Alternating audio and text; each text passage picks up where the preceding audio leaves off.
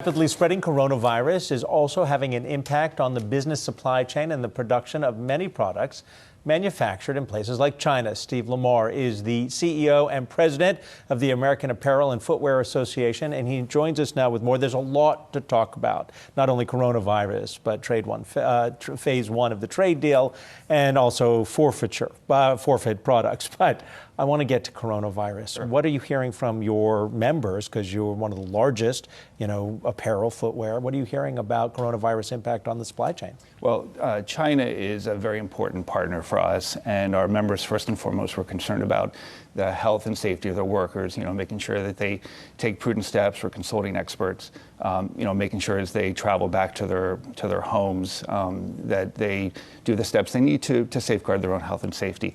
Right now, we're not seeing any effects yet. Don't know if we'll see effects in the future. It's probably too early to say. But right now, we are paying close to all of the attention. One of the things that you have to remember is that this is the time of the year when it's Chinese New Year. So, things tend to slow down in China a little bit anyway. Chinese government has taken some very prudent steps, quarantines, making sure that travel is restricted. They've extended the holiday. And so that's probably going to delay any impact that we might see.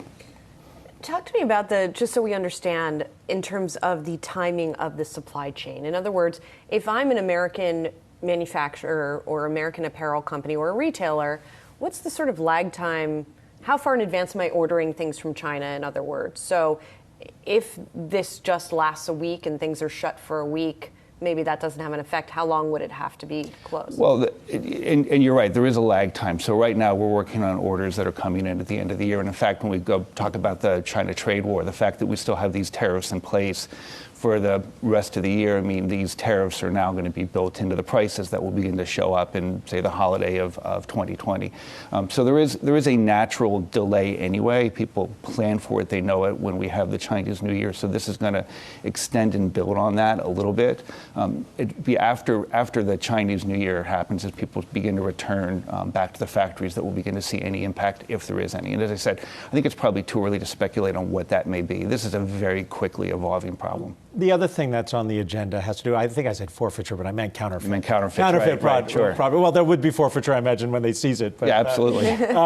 Counterfeit products are a real problem, but you're optimistic that at least in the United States, the current administration is taking some action to stop that. Yeah, we have very positive words to say about what the Trump administration has done. They've really shined a spotlight on counterfeits, making sure that people understand that there is a problem here. Holiday season taught us that we all like e-commerce. E-commerce is a very important part of, how we do our shopping. But one of the things that we have to remember is that, the rise of third-party marketplaces and sellers that aren't properly vetted mean that products are now coming into these marketplaces and into your homes that you didn't necessarily order. This isn't your father's counterfeits. Before, you would go down to Canal Street and you would buy some knockoff bag and you would think that you had a really good deal.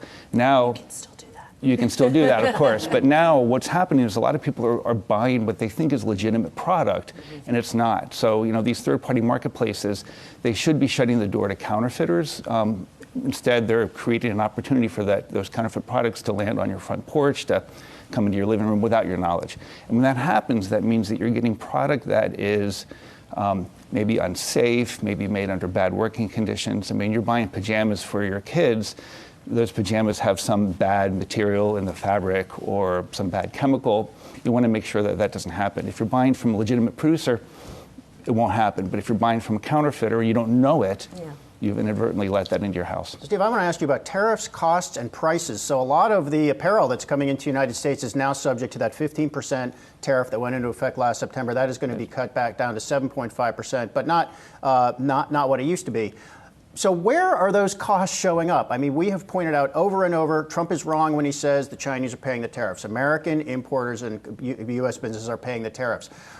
Who's bearing that cost? Is it getting passed on to consumers at all? Because a lot of people are saying, well, I know these tariffs are in place, but inflation is low. It's not, costs aren't going up at the store. So who is bearing those costs? Well, it depends on how long the tariffs have been in place. So those products for where the tariffs have been in place for 14, 15 months. So handbags, backpacks, we're already seeing price increases. They're up about 7.5%. Those have been in place since September of 2018, first at 10% and now at 25%. And what a lot of people don't realize is the tariffs are at 25% for those products, your hats, your bags, your gloves. The phase one deal doesn't do anything to those tariffs. Those are in place. They're going to be there for a while.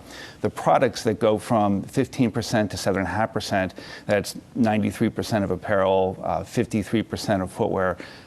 Those products, you're going to eventually begin to see those prices make their way through the supply chain.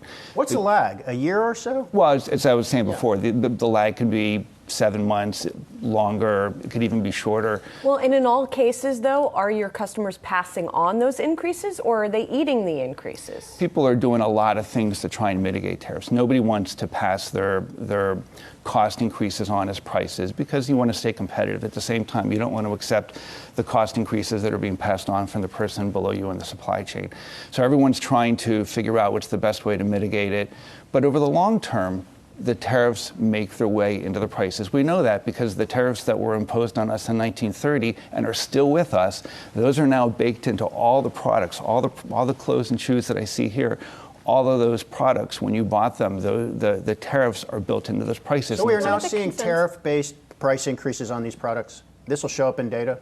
Yeah, we're seeing it already, and you'll begin to see it as the good news is we have a little bit more predictability. The bad news is that predictability involves tariffs, which then means prices. One of the concerns that we've seen from a lot of retailers is those narrowing profit margins. And certainly when we look at the global economy, one of our concerns for 2021 is those profit margins continue to decline, and that may be the thing that precipitates the end of this cycle.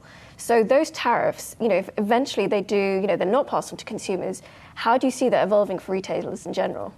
Well, it's a challenge. I mean, companies are going to do what they can to mitigate the cost, so they move to other countries, which is one of the things that you do. In the case of backpacks and travel goods, companies have moved to other countries where you can get duty-free. So we would have seen an even worse impact on pricing, except companies have been able to take advantage of some duty-free sourcing opportunities.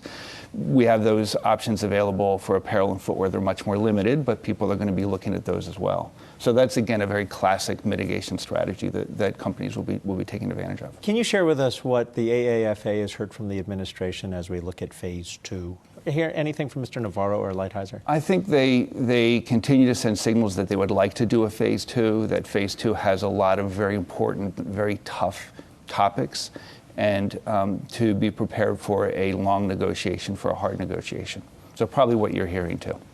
All right. Steve Lamar, President and CEO of the American Apparel and Footwear Association. Thank you for being here. Thanks for having me on. Thank you. Hey investors, Zach Guzman here. Are you interested in learning more about the markets and getting the latest financial news? Well, then click right here to subscribe to our Yahoo Finance YouTube channel.